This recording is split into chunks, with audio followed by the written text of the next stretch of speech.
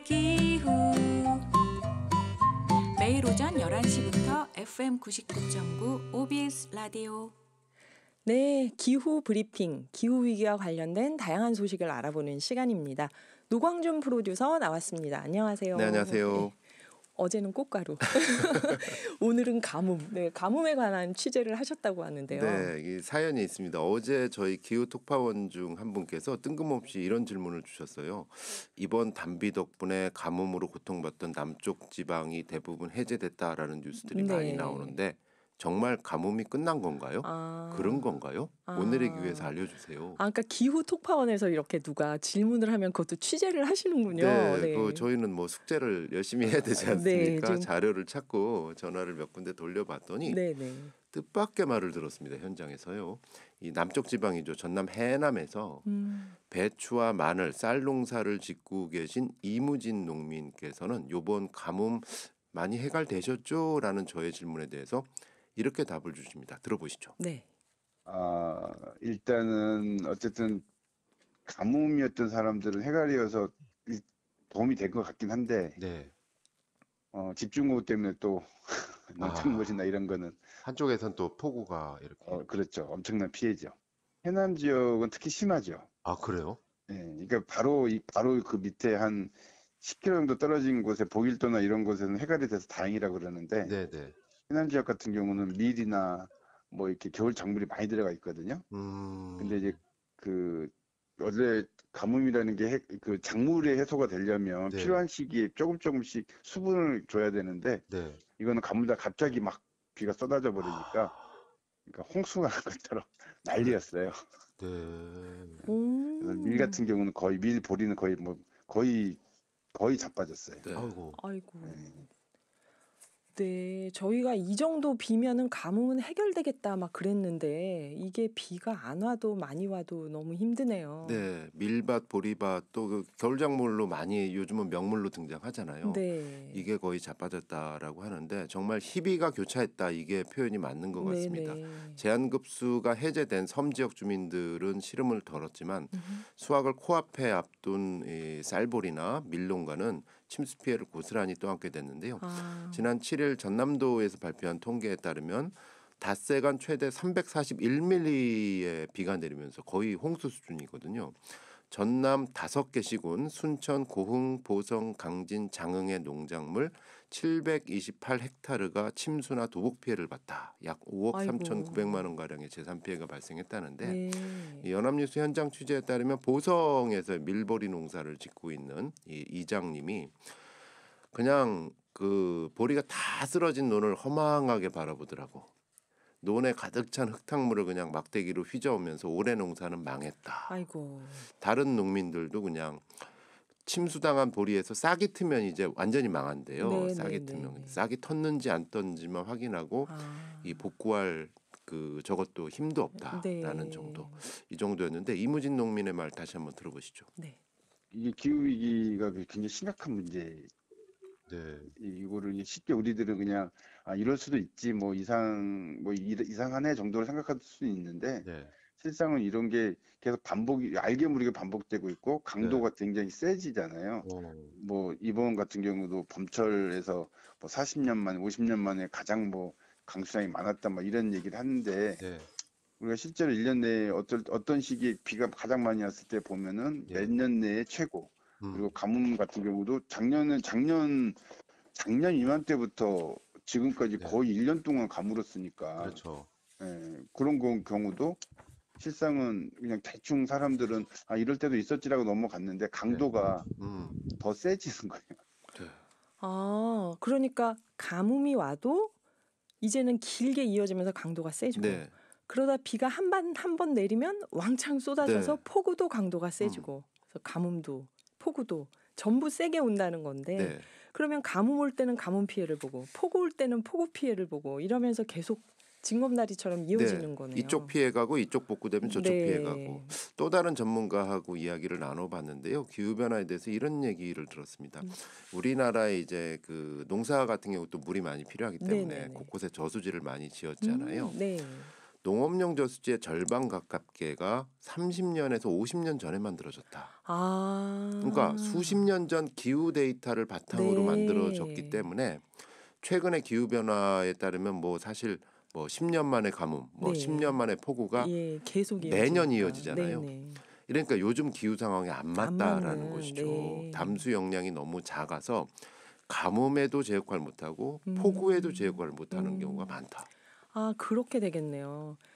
그러면 지금은 한참 모내기철일 텐데 이 물이 이러면 농민들은 어떻게 되는 걸까요, 지금? 그나마 논농사는 담수 용량 면에서 충분할 정도로 계속 유지가 되고 있는데 문제는 이제 반농사, 한 반 정도가 반농사지 않습니까?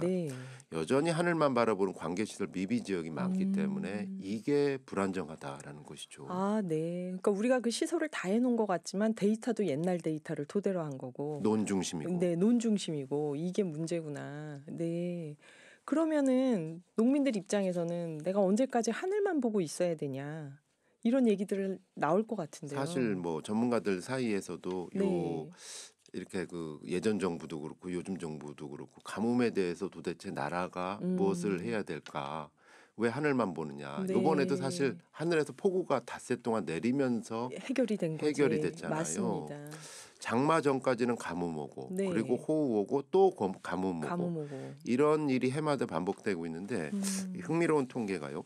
연 강수량이 평년의 122%나 됐던 2020년에도 전남 지역은 4월 가뭄을 겪었고요. 그 지역만 가뭄이 온 건가요? 또 충남 8개 시군은 5월부터 7월까지 생활용수, 공업용수가 가뭄 관심 단계에 진입하기도 했습니다. 그러니까 총 평균이 물이 넉넉했다고 해서 이게 해결되는 게 또 아니고. 이쪽에서 많이 와도 이쪽에서 부족하고 저쪽에서 부족하고 농사만 그런 게 아니라 생활용수, 공업용수도 그렇고 이 문제는 즉 이 장마철에 비가 집중되기도 하지만 비가 와도 제대로 저장을 못하고 다 흘려보내고 필요할 때 쓸 물이 적은 것도 고질적인 문제로 지적이 되고 있습니다.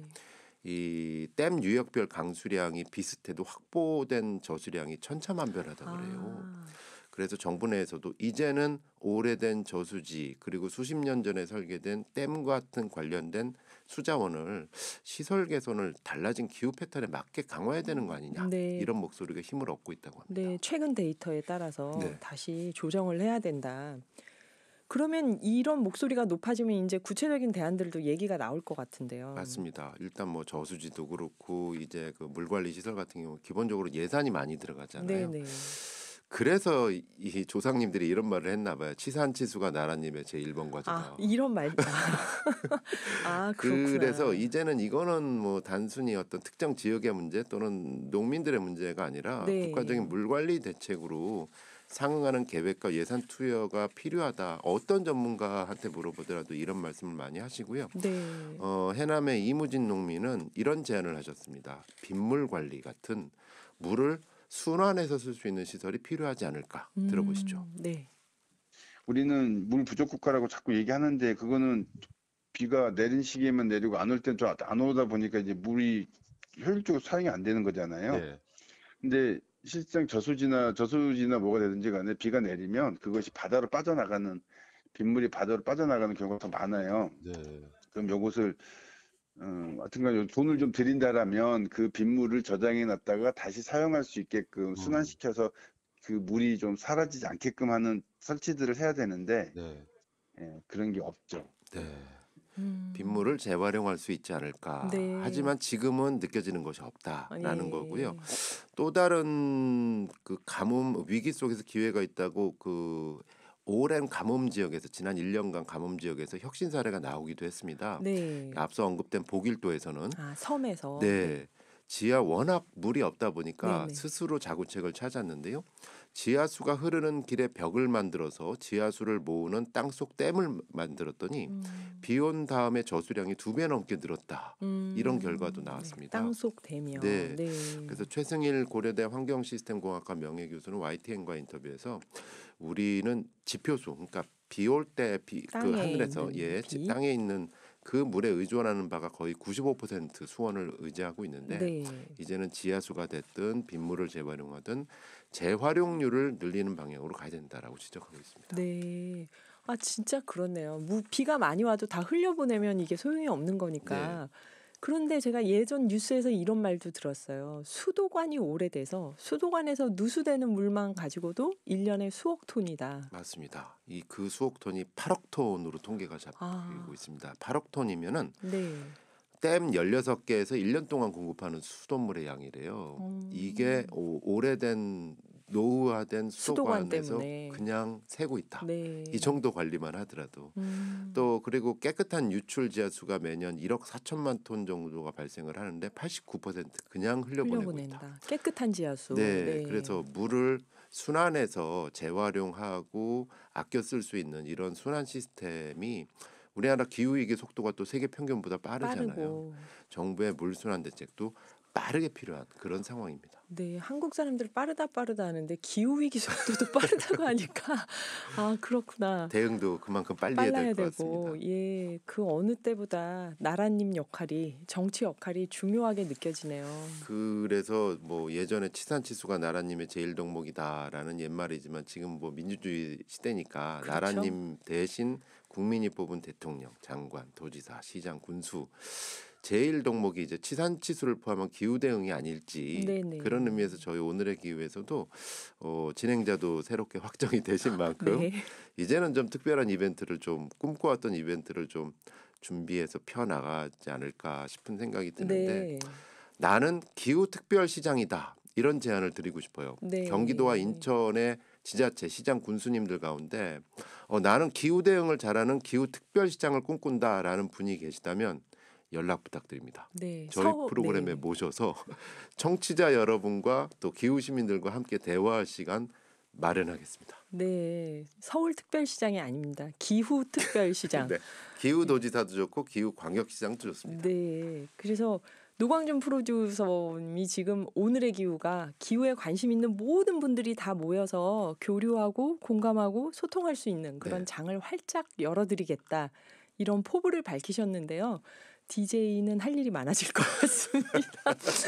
네, 지금까지 노광준 프로듀서였습니다. 감사합니다. 고맙습니다. 네, 다음 노래로 성시경의 너에게 듣고 2부에서 다시 뵙겠습니다.